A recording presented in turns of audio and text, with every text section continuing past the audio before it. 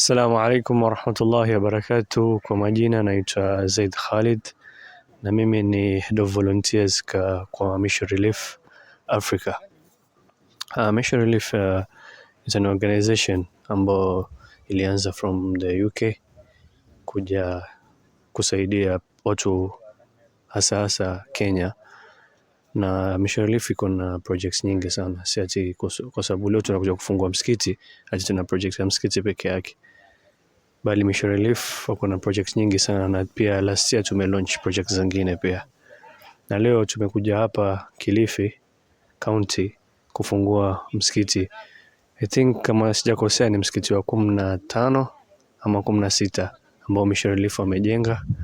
Alhamdulillah, inshallah leo siku leo itakuwa successful na tutafungua msikiti na kama wana community wa hii area.